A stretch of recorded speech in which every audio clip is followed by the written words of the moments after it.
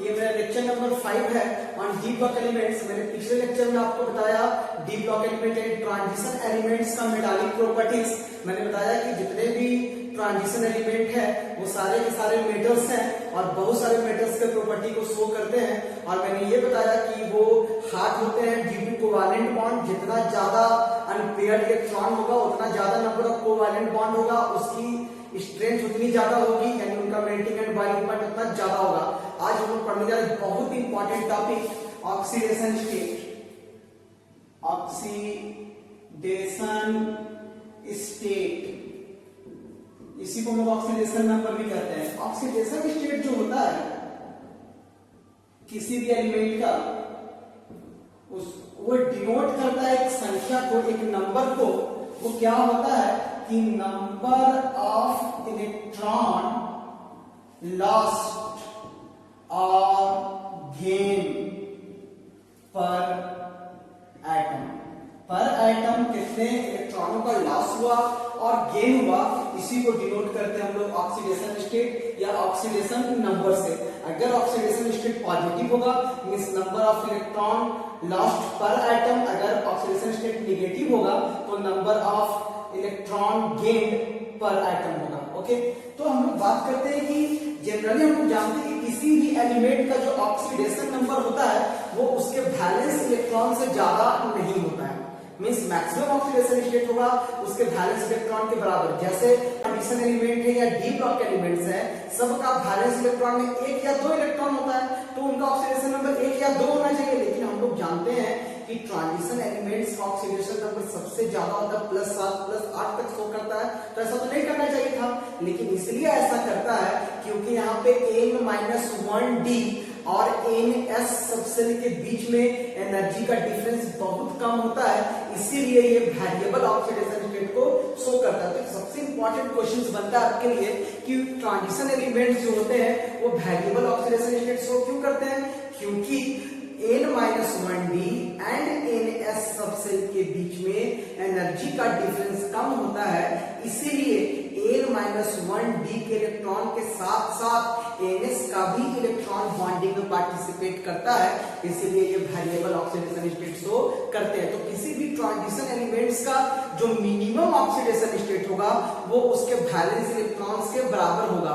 अगर एक है जैसे कॉपर तो मिनिमम कितना होगा, तो हम जानते हैं कि Ar, जैसे कॉपर का मिनिमम ऑक्सीडेशन नंबर बोलेगा तो Ar 3d10 4s1, तो मिनिमम ऑक्सीडेशन नंबर ns का होगा, राइट। अगर हम लोग बात करें जिंक का तो आर्गन 3d10 4s2, तो मिनिमम उसका हो जाएगा 2।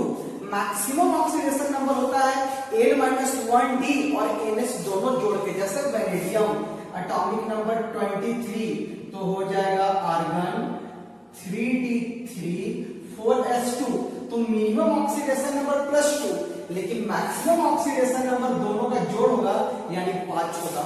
इन बिटवीन रेंज जो होगा वो +2 से लेके मतलब मिनिमम से लेके मैक्सिमम तक। मिनिमम कहने का मतलब ns और मैक्सिमम कहने का मतलब ns प्लस n-1d का होगा। लेकिन ऐसा तब तक होता है मैक्सिमम और मिनिमम का कि शुरू में ऑक्सीडेशन स्टेट बढ़ता है क्योंकि अनपेयर्ड इलेक्ट्रॉन का संख्या d सबसेल में बढ़ती जाता है, लेकिन जैसे डबलिंग होता है तो अनपेयर्ड इलेक्ट्रॉन का संख्या घटने लगता है d सबसेल में। उसी हिसाब से शुरू में ऑक्सीडेशन नंबर बढ़ेगा मैग्नीज तक और मैग्नीज के बाद ऑक्सीडेशन नंबर घटेगा। इस घटने और बढ़ने से आपको एक ऑक्सीडेशन स्टेट का पिरामिड प्राप्त होगा, राइट।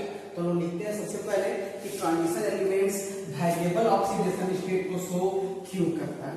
ऑक्सीडेशन स्टेट क्या बोले हम कि नंबर ऑफ इलेक्ट्रॉन लॉस्ट और गेन पर एटम, वही है आपका ऑक्सीडेशन स्टेट। तो लिखेंगे कि ट्रांजिशन एलिमेंट्स, या इसको ऐसे लिखते हैं हम लोग कि द मेन फीचर ऑफ इसका transition elements, the main feature of transition element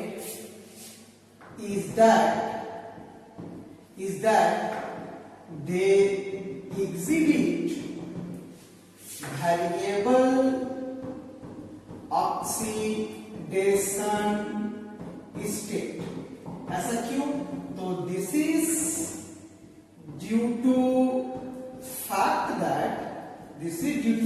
that the energy difference between n minus 1d and ns subset is very small. Hence, इसीलिए different number of electron of n minus 1d subset can also take part in bond formation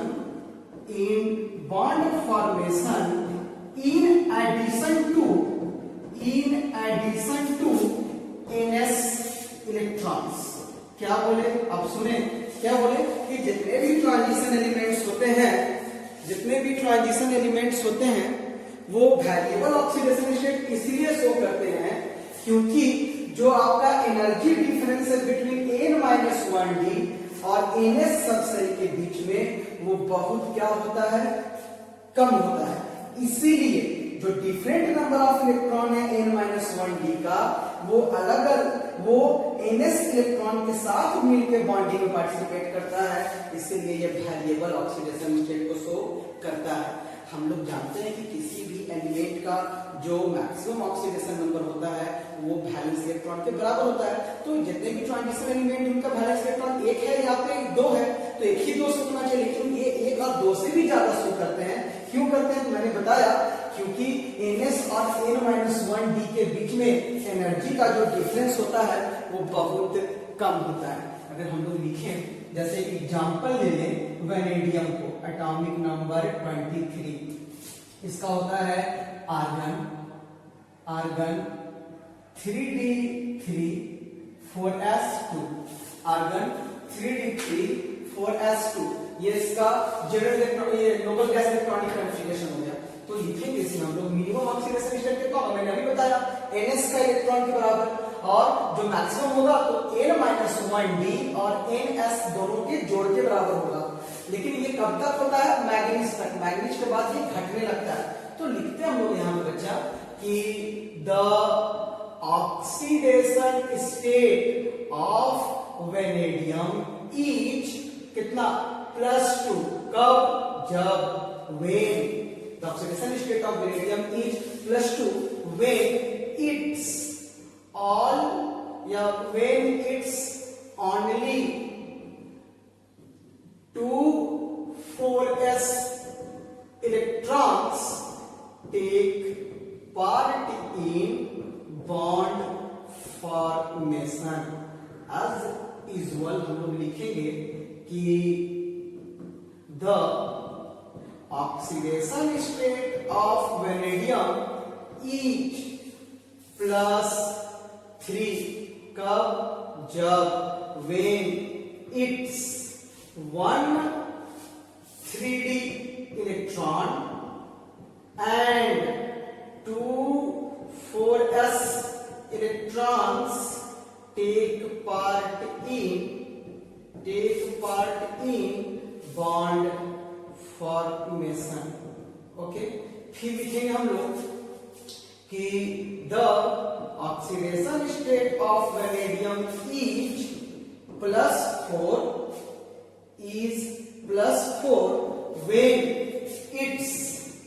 when its 2 3d electrons and 2 4s electrons take part in bond formation. as usual हम लोग लिखेंगे कि the oxidation state of vanadium is कितना, +5. कब, when it's only कितना, when it's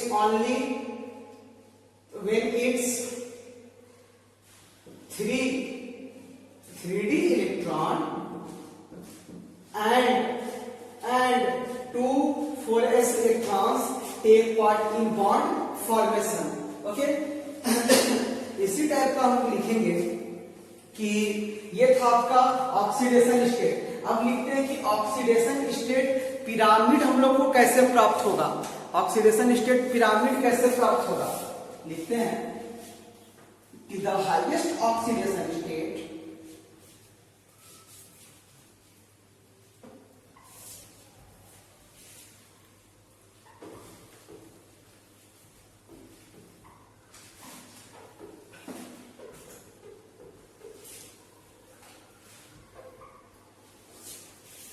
क्या लिखेंगे कि the highest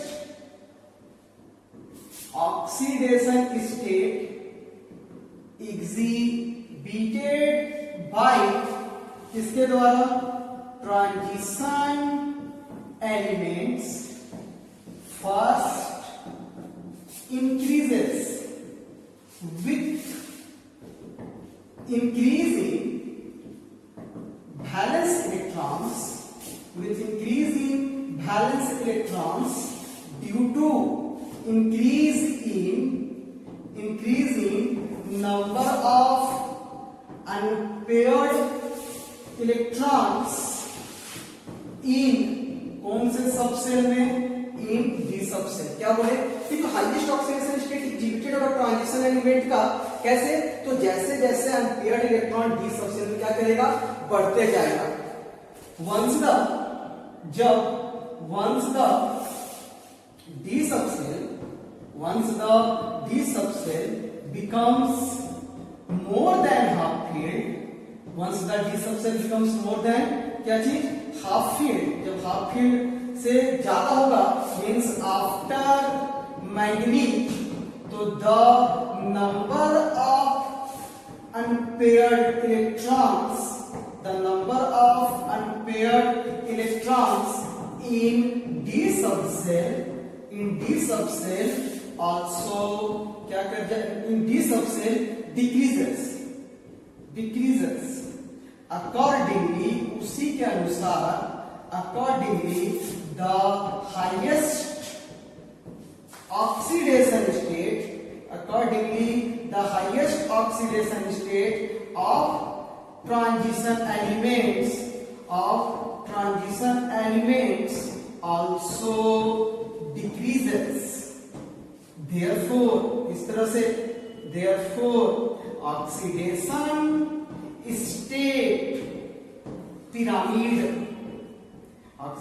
state pyramid is obtained। इस तरह से आपको क्या मिलेगा, ऑक्सीडेशन स्टेट का पिरामिड मिलेगा। क्या बोले कि जो हाईएस्ट ऑक्सीडेशन स्टेट तब बढ़ेगा जब उसमें अनपेयर्ड इलेक्ट्रॉन का संख्या बढ़ते जाएगा, लेकिन जैसे डी सबसेल हाफ फील्ड से ज्यादा हो जाएगा आफ्टर मैंगनीज, तो अनपेयर्ड इलेक्ट्रॉन का संख्या घटेगा, तो उसी तरह से ऑक्सीडेशन स्टेट भी हाईएस्ट क्या करने लगेगा, घटने लगेगा। अब आपको पिरामिड बना के बताने जा रहे हैं कि कैसे घटेगा और कैसे बढ़ेगा।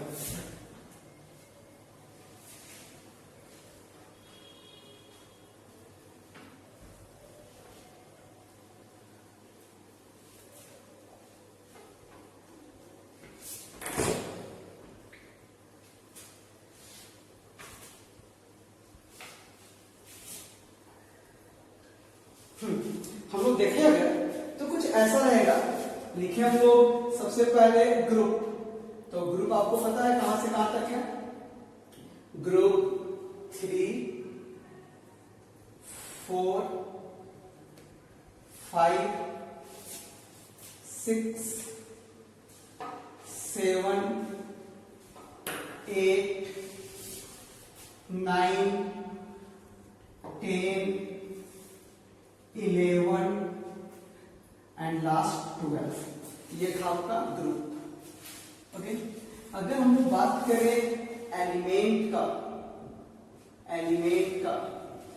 एलिमेंट्स कौन कौन है, तो एलिमेंट्स है 3D सीरीज का बात कर रहे हैं, scandium, titanium, vanadium, chromium, manganese, iron, cobalt, nickel, copper and zinc, right.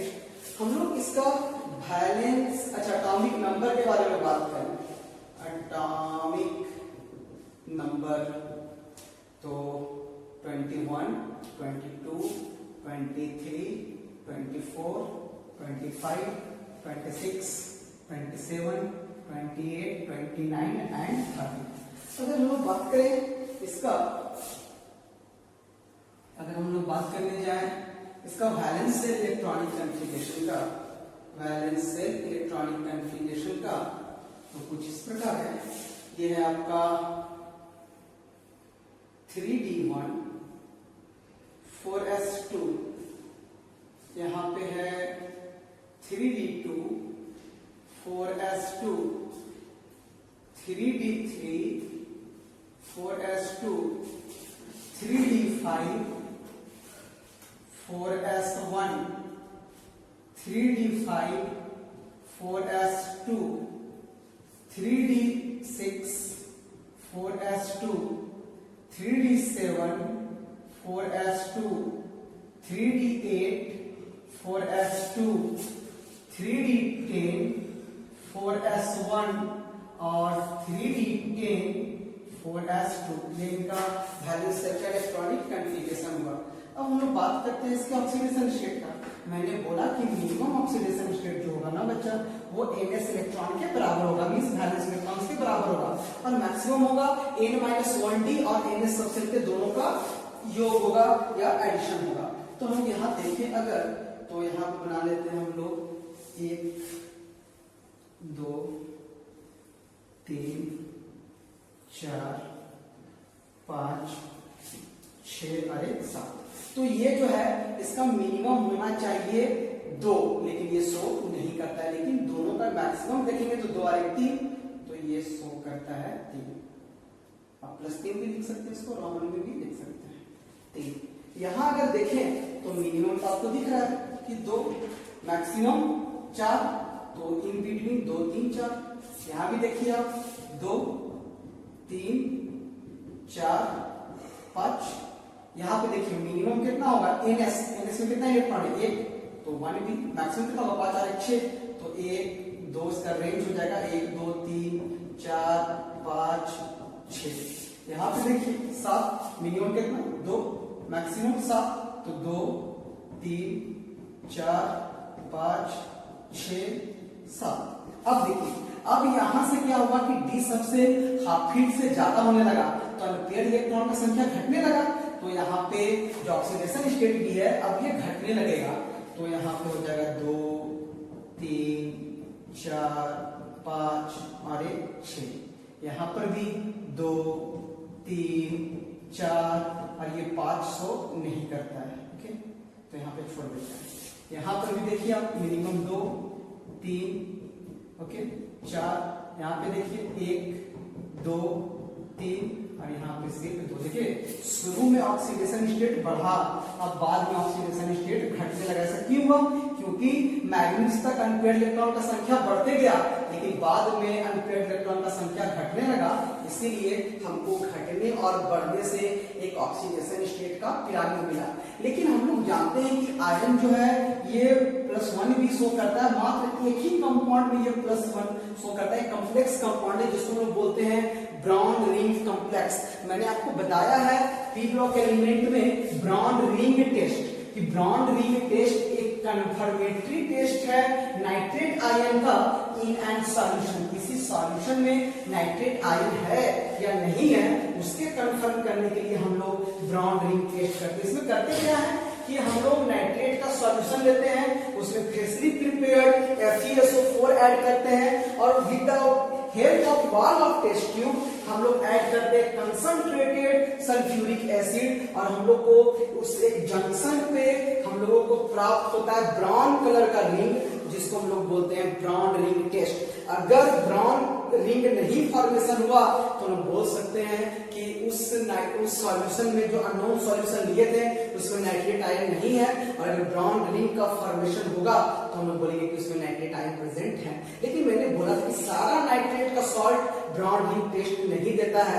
जैसे बताया था कि बेरियम नाइट्रेट, लेड नाइट्रेट जब कंसंट्रेटेड सल्फ्यूरिक एसिड के साथ रिएक्शन करेगा तब ये लेड सल्फेट और बेरियम सल्फेट बना देगा, जो कि प्रेसिपिटेट होता है, उसकी सॉल्युबिलिटी बहुत कम होती है, तो पूरा सॉल्यूशन धुंधला हो जाता है, एक कलर आपको नहीं मिलता है ब्राउन कलर का रिंग, इसलिए वो ब्राउन रिंग टेस्ट नहीं देता है।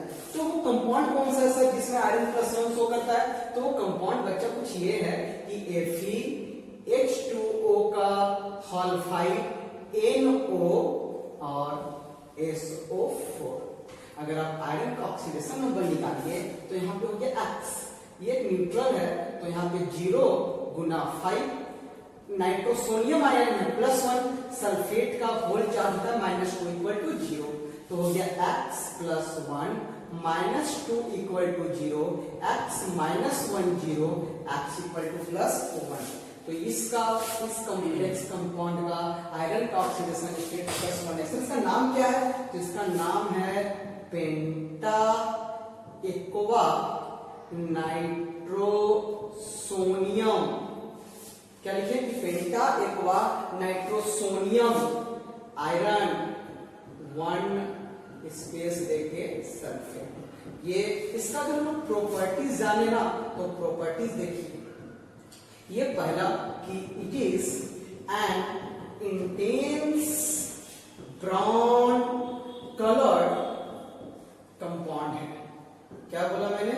कि ये एक इंटेंस मतलब डार्क गाढ़ा, ठीक है, ब्राउन कलर का एक कंपाउंड है। दूसरा, इसका जो कलर होता है वो ड्यू टू Fe+ से NO+ चार्ज ट्रांसफर के कारण होता है। तीसरा, इसके पास अनपेयर्ड इलेक्ट्रॉन्स जो है वो हो जाता है 3। तो अगर इसका हम लोग मैग्नेटिक मोमेंट निकालें, अगर हम लोग मैग्नेटिक मोमेंट निकालें इसका ना बच्चा, मैग्नेटिक मोमेंट का मैंने फार्मूला बताया था कि मैग्नेटिक मोमेंट जिसको लोग लिखते हैं म्यू स्पिन ओनली बराबर होता है √n+2 Bm बोर मैग्नेटॉन, ठीक है, बोर मैग्नेटॉन। तो n यहाँ पे नंबर ऑफ अनपेयर्ड इलेक्ट्रॉन कितना है? 3, तो इसका मैग्नेटिक मोमेंट निकालिए 3 + 2 Bm, मतलब 3 × 5 मतलब √15 मतलब 3.97 या 3 जो भी लमसम अप्रॉक्स बोर मैग्नेटॉन होता है, ठीक। और इसका हाइब्रिडाइजेशन होता है sp3d2 इस ब्राउन रिंग कॉम्प्लेक्स का, और इसका जो स्ट्रक्चर होता है लिगेंड 6 है, तो इसका स्ट्रक्चर होता है ऑक्टाहेड्रल। और कुछ भी और बहुत सारे प्रॉपर्टीज हैं जो ऑक्सीडेशन स्टेट पे हम लोग को पढ़ना है, ये हम लोग कल के नेक्स्ट वीडियो में देखते हैं। Thank you.